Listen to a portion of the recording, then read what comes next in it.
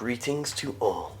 We've a story to tell of a strange little place and its patrons who dwell. Call it madness or give it praise, all are welcome at the Solstice Cafe.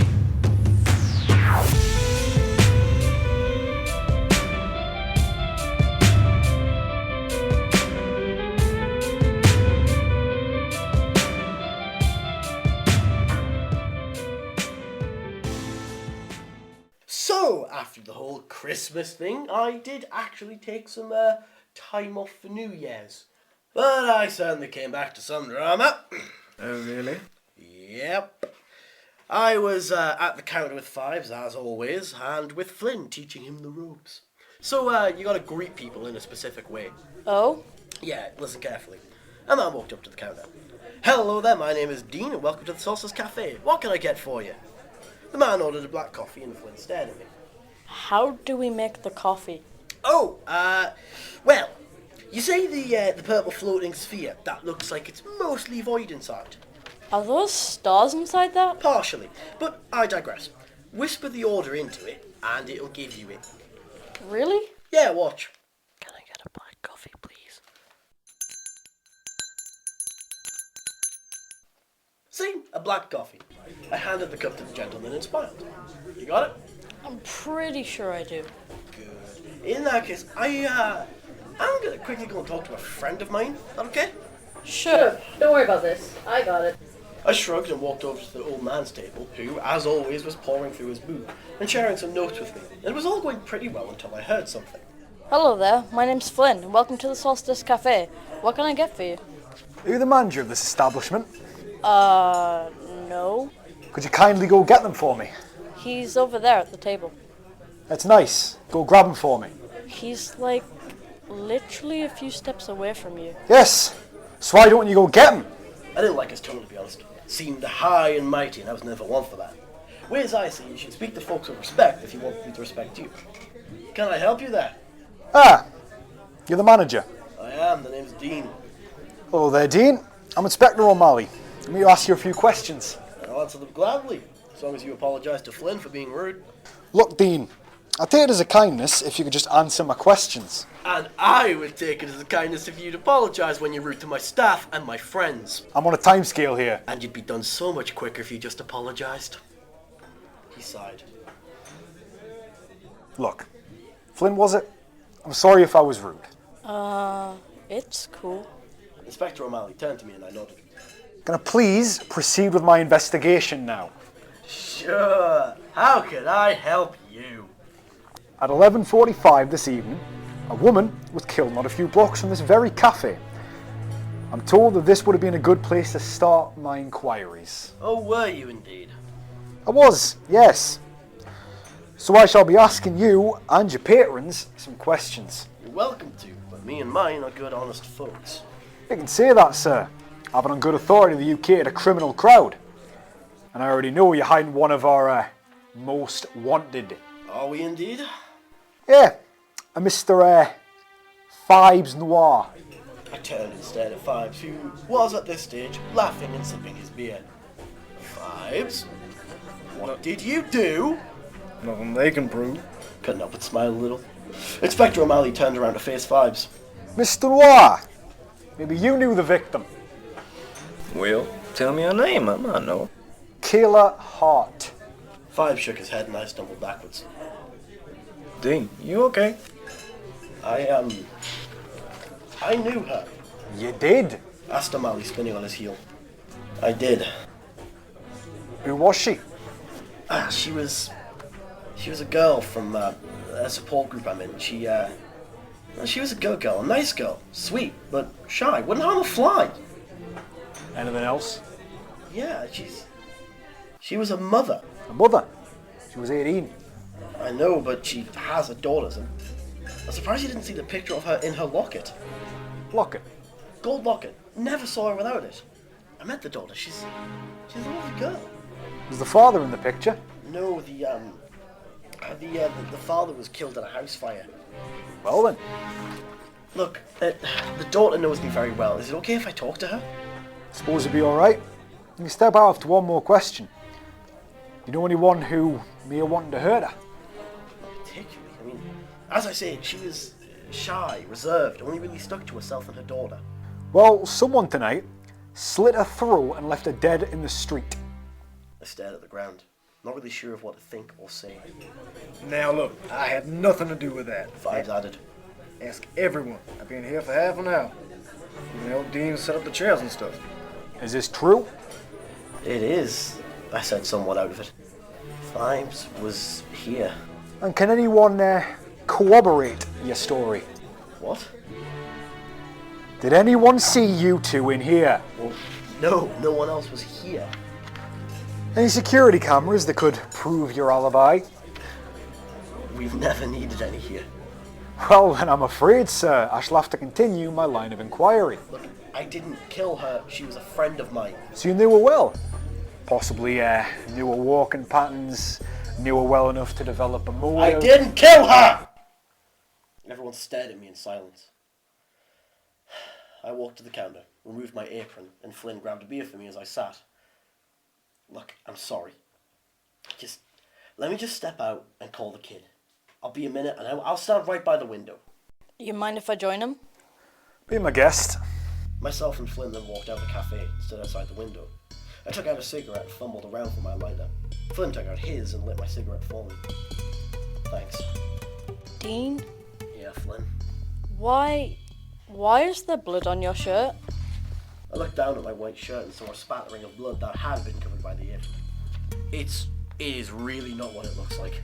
Then what is it? Look, it's so stupid. I have a cut in my nose. I sneezed earlier while I was looking down and I got some blood on my shirt. Okay then. I frowned, grabbed a napkin and twisted one corner into a spire point, and took another napkin into my hand. I placed a point to my nose and wriggled for a while until... I lifted the napkin. I sneezed into it and showed Flynn. See? A fucking blood spatter. Fair enough. I did believe you. I threw the napkins into a bin and looked up, angry. Look, I'm sorry, it's shaking me. I'm not surprised. She was a nice girl. Just trying to make a way in life. Didn't deserve this. Are you gonna be okay? I will be, I think. I just kinda currently wish Sarah was here. Do you want a hug? I do, but Phibes might punch me. Huh? Oh, sweetie, no. He's been in the cafe since before opening time, and he has looked at you more than his own beer. Methinks he likes you. I highly doubt that. Why? Isn't Phibes, straight? This is important, so listen close. Phibes Noire is not straight, or gay, or bi, or pan. He's Phibes fucking Noire. His sexual preference is 11 p.m. on a Tuesday with Barry White on the radio. Flynn laughed it off, and I did too before settling into an uneasy thought. Hey Flynn, you notice anything off about that inspector?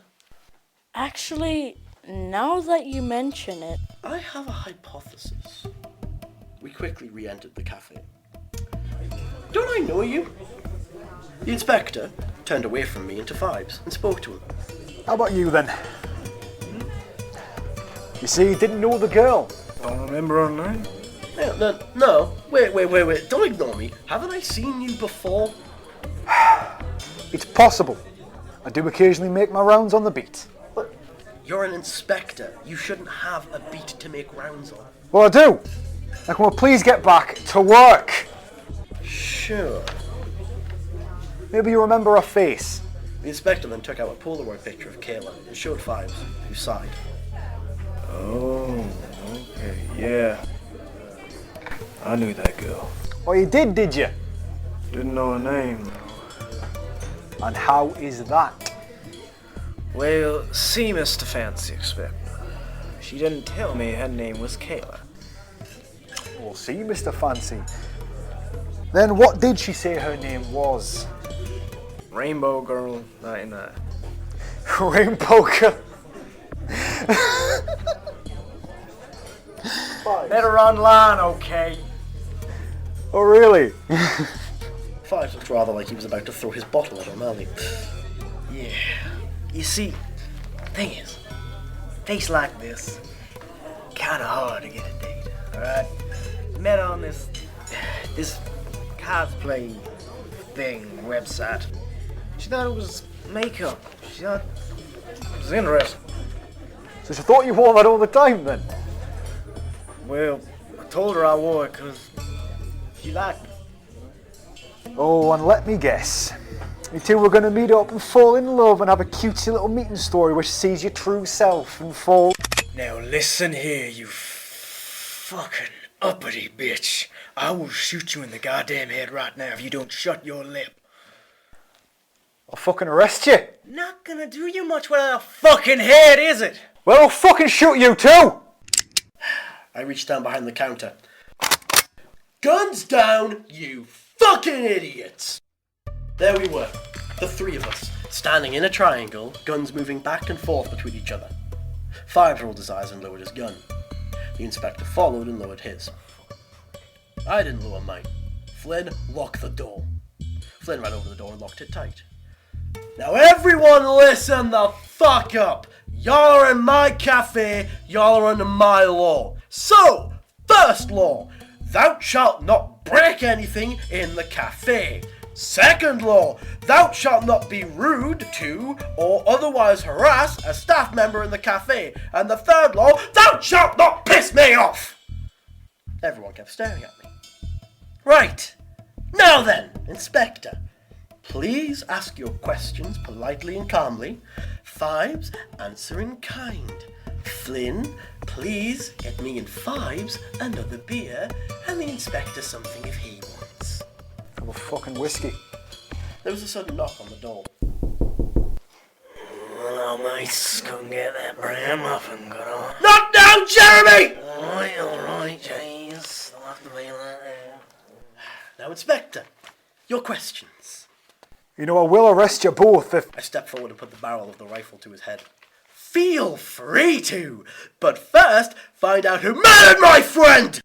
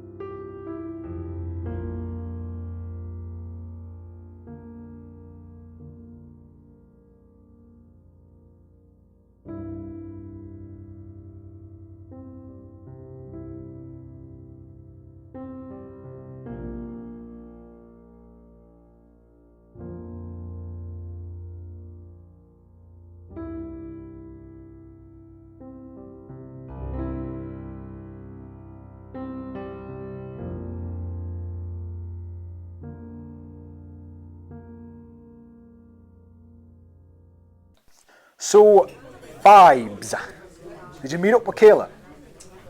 I did, yeah. Oh, and how did it go? Well, not quite as well as I would hope. Turns out she wasn't quite okay with my makeup in public and she ran away. Oh, seems like a motive to me. Girl makes you like her, fobs you off, and when she meets you... You married, Inspector? Nah, never settle down. No woman's gonna hold me down. Yeah, I'm sure that's why. And what's that? Nothing. Though, you are a peg in both the slang term and the insult. Ooh, right then, you cowboy-looking motherfucker. All I'm saying is, she meets you, becomes hysterical, fobs you off, crushes you like they all do, and runs off. You get angry and you kill her in cold blood. I wasn't angry that she left. What? It's a lady's right to be with whoever she wants to be with. The lady likes whatever she wants to like. You cock salad. I wasn't angry, I was upset. Understood her feelings. Yeah, of course. You probably believe in the friend zone, don't you?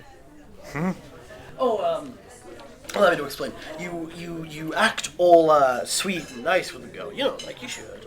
And then she sees you nothing more than a friend, and they call that the friend zone. Aye, now that you mention it. You, I said, staring blankly, are an idiot. All I'm saying is that happens. I shot the inspector a disapproving look, and he turned to Flynn. And how about you? Did you know this girl? He showed Flynn the picture of the girl, and Flynn looked at it confused. Oh, her? Yeah, I've seen her before. Bought her a drink once. You too? Not like that, Phibes. I was in a bar and she was there. She was all shaken up.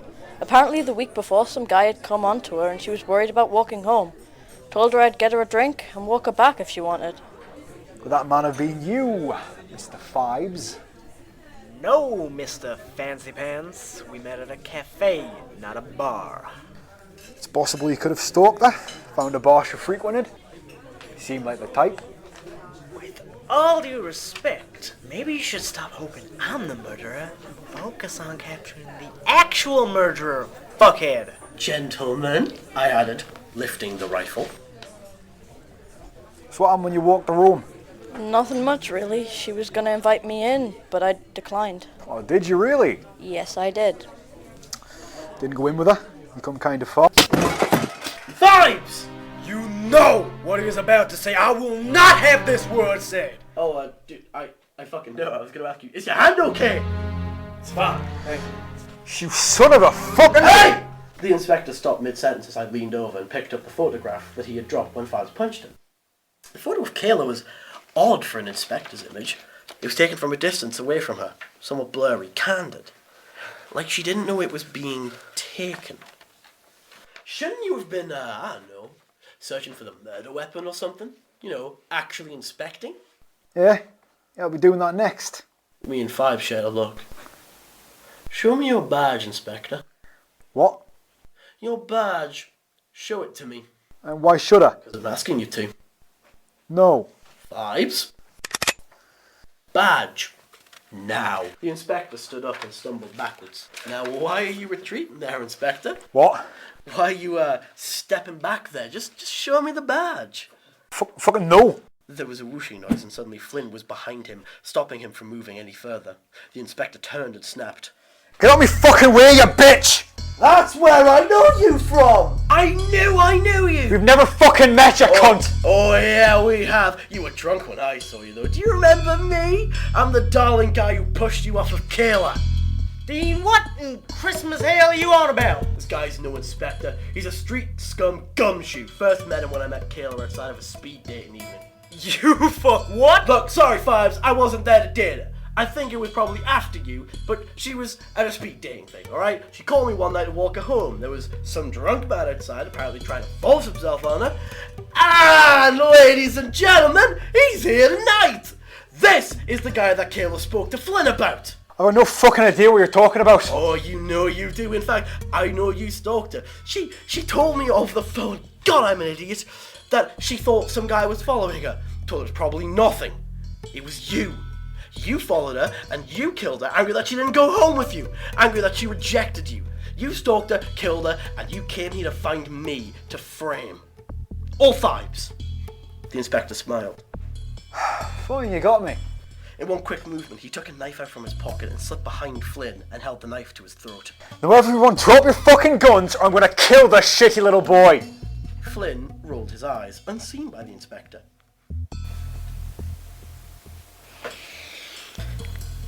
I liked her, you know. Phibes said, eerily calm. She was sweet to me. Before she stopped talking to me.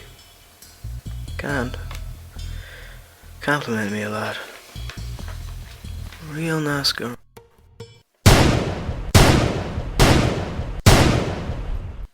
Ow! Sorry. Could have just shot him the once. Didn't feel like a one-shot murder. Well, it fucking did to me. Well, you're still alive. Children, Yes, Dean? can we settle this later? We have a body to move. Suddenly, the lights went down. And then after a second,